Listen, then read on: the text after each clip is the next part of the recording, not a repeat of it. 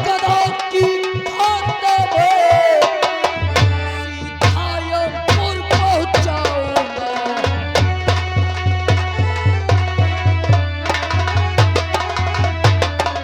चलो अपना बोल, परंतु तो याद रखना, यदि मैं तेरे वार से बच गया तो आज भेद के हाथों तुझे संसार के मध्य बचाने वाला कोई नहीं।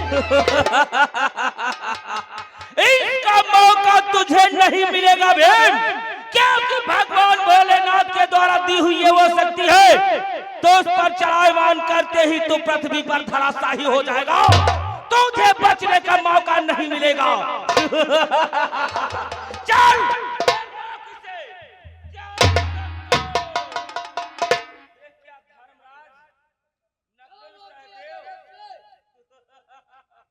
ठहर जाओ भ्रात। हे सिंधु नरेश जयद्रथ, आज ये आप क्या कर रहे हैं? हमारा पुत्र अभिमन्यु चक्रव्यूह के प्रथम द्वार में प्रवेश कर गया है, इसलिए आपसे मैं विनती करता हूँ, आप तो हमारे रिश्तेदार हैं।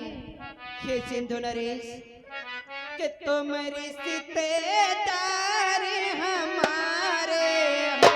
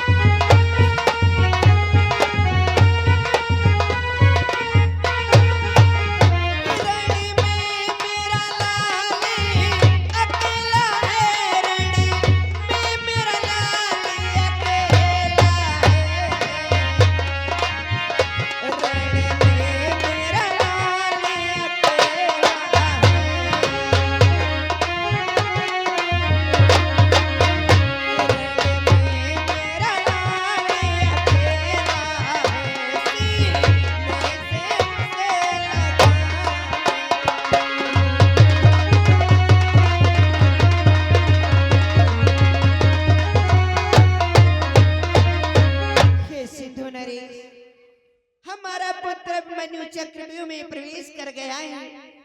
हमें प्रथम द्वार से अंदर जाने दो। हम अपने पुत्र को प्रेम करना चाहते हैं, अपने सीने से लगाना चाहते हैं। धर्मराज, आज तुम्हें रिश्तेदारी सूझ रही है। धर्मराज, व्यूह के अंदर जाना चाहते हो और अपने पुत्र अभिमन्यु को गले से लगाना चाहते हो। धर्मराज कि हे धर्मराज, क्या कहते हो? क्या गई तेरी मत मारी है?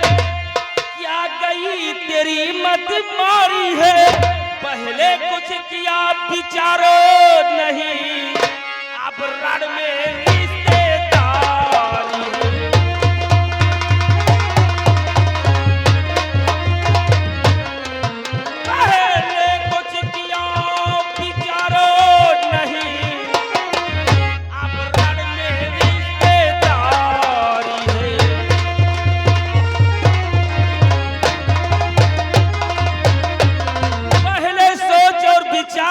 किया, अब रण में रिश्तेदारी याद आ रही है। अगर रिश्तेदारी याद आती तो उस समय तुम हमारा अपमान नहीं करते धर्मराज। पांचों पांडवों ने मिलकर हमारा अपमान किया था, आज उसी बात का प्रतिशोध चुकाऊंगा। तुम अपने पुत्र अभिमन्यु से मिलना चाहते हो, मिलने दूंगा, किंतु कब धर्मराज कि हे धर्मराज क्या कहते हो, आगे को पैर न रखने दूं, आगे को पैर न रखने दूं, देखना पड़ेगा अभिमन्यु, जिंदा में प्रेम न करने दूं।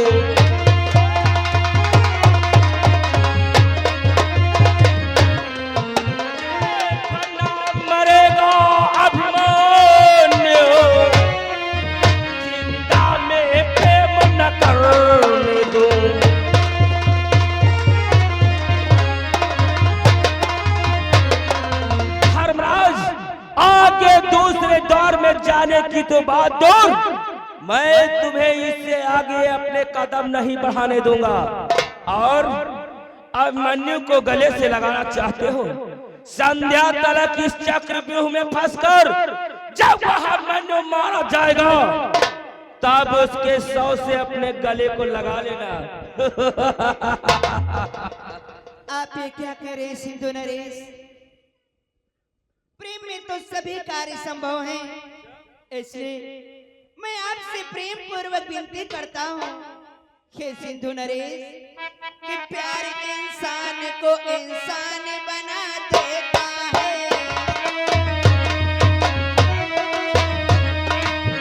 प्यार इंसान को इंसान बना देता है,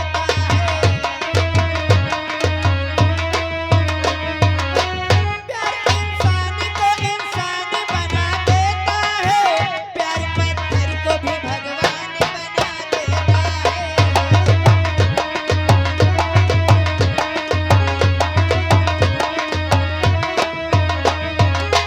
प्यार से वरीन किया झूठ बेर खिला डाला, प्यार मेरा न किया तो बड़ा बिस्का प्याला।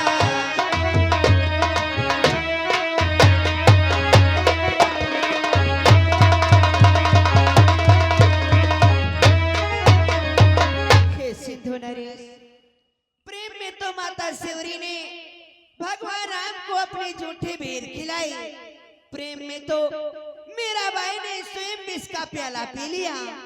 इसलिए सिंधु नरेश हम तुमसे प्रेम पूर्वक विनती करते हैं, हमें व्यूह में प्रवेश करने दो। ए धर्मराज, ना तो मैं शबरी हूँ और ना ही मीरा, मैं हूँ सिंधु नरेश जयद्रथ।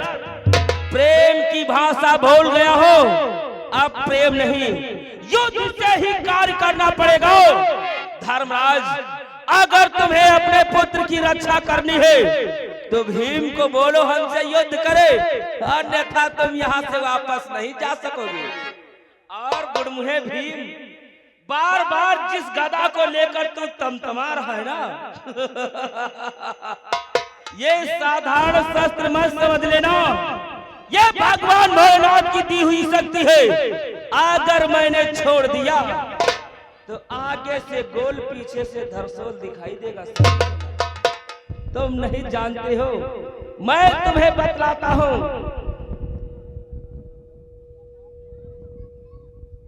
धर्मराज कि मैं शंकर का वरदानी हूँ, केवल अर्जुन से डरता हूँ, केवल अर्जुन से डरता हूँ, बाकी पांडव की क्या विषाद क्षण में समाप्त कर सकता हूँ।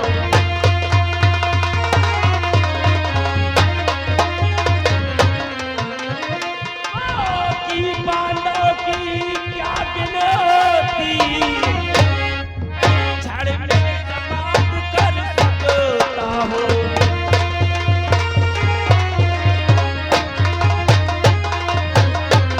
भगवान भोलेनाथ का आशीर्वाद मुझ पर है। अर्जुन को छोड़कर तुम समस्त पांडव को मैं अकेला ही परास्त कर आज जागृत भगवान भोलेनाथ से जो वरदान मिला है उसी वरदान पर इतना तो अभिमान कर रहा। आज हम लोग यहाँ से वापस जा रहे, परंतु इतना याद रहे जागृत, कान खोल करके सुन ले कि रे जागृत सुन ले, कान खोल, यदि हुआ लाल का कुछ करे तो आके भ्रातु अर्जुन के हम हर लेंगे प्राण तेरे।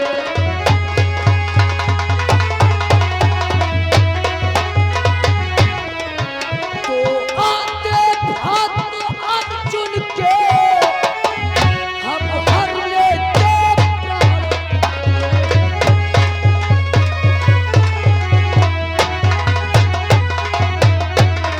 तो इतना याद रहे, जिस समय मेरा भ्रात अर्जुन वापस आएगा, यदि मेरे लाल को एक खरोच भी आ गई तो तू चाहे इस पृथ्वी पर जहां भागे, तुझे बचाने वाला कोई नहीं मिलेगा जयद्रथ, कोई नहीं मिलेगा। भविष्य की बातें सोच रहे हो? अरे हमारे प्राण जब लेना होगा ले लेना, किंतु अपने प्राणों की सोचो भी। अगर तुम सब यहाँ से नहीं गए तो मुझे भगवान भोलेनाथ भी नहीं रोक सकते हैं। चलो भ्रातृ, अब हम यहाँ से चलते हैं। हम सिंधु नदी जयद्रथ से पार नहीं पा सकते, इसलिए चलो हम यहाँ से वापस चलते हैं।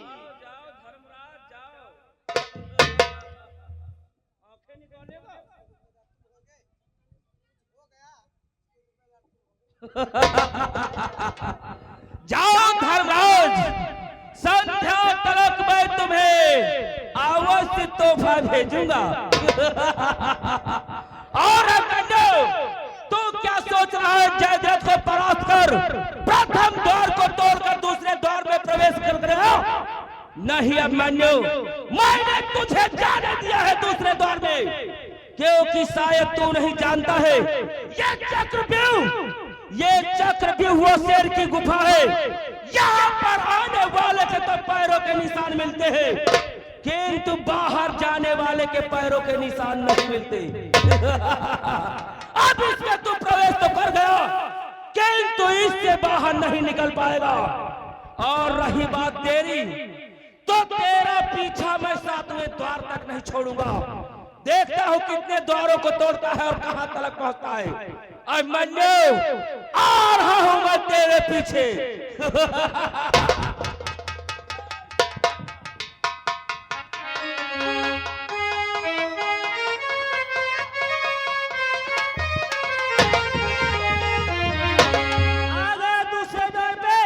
दूसरे द्वार के महारथी हो सावधान, और होता है अभिमन्यु। अरे गुरुदेव के चरणों में अभिमन्यु का प्रणाम स्वीकार।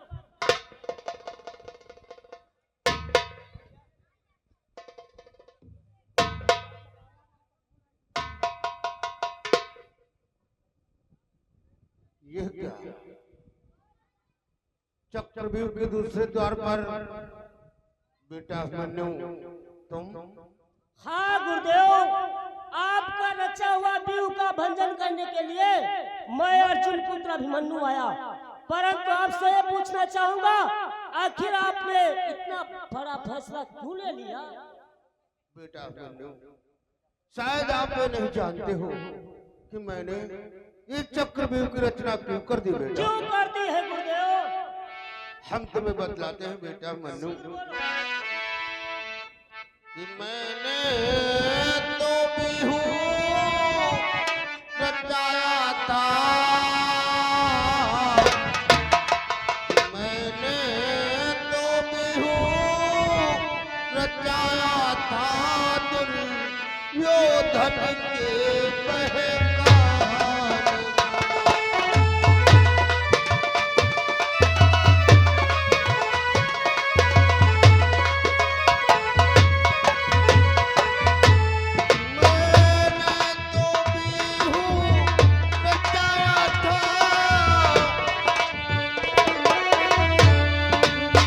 योधन के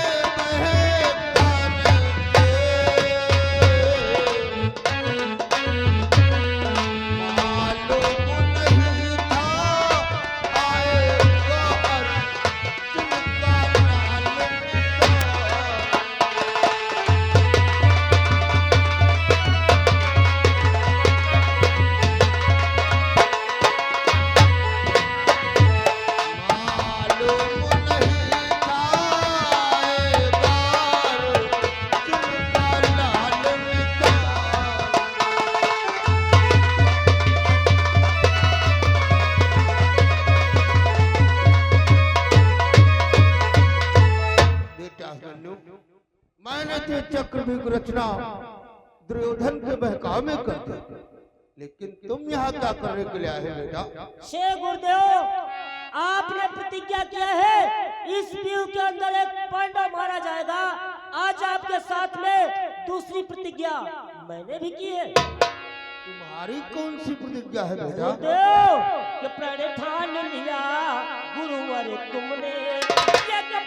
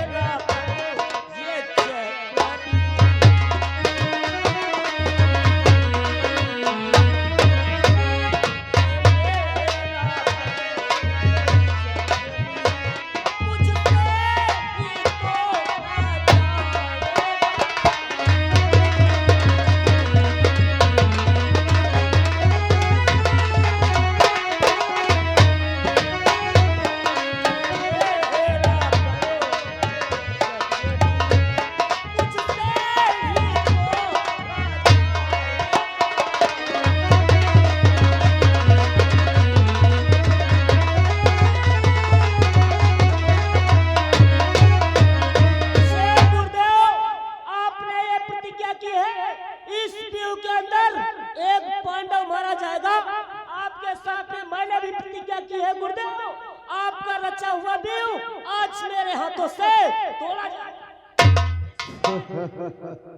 अरे नादान बालक, समझने की कोशिश करो कि है परामर्श मेरा याही, है परामर्श मेरा याही। तू वापस घर को जा बेटा, इस चक्रव्यूह में फंस करके मत अपने प्राण गंवा बेटा। मैं अपने प्राण यहाँ पर गंवाने आया हूँ, मुझको अपने प्राणों की चिंता नहीं।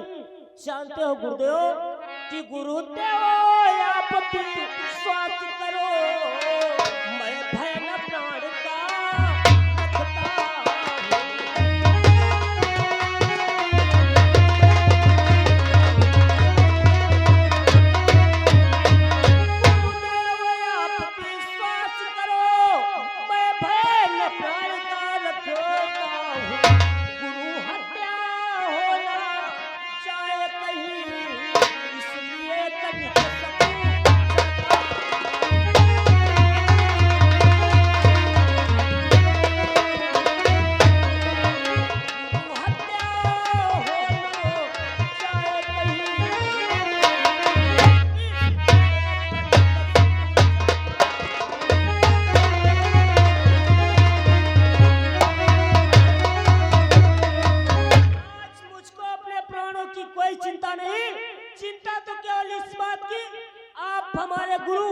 यदि आपकी हत्या मेरे हाथों से हो जाएगी तब तो बड़ा ही अनर्थ होगा गुरुदेव।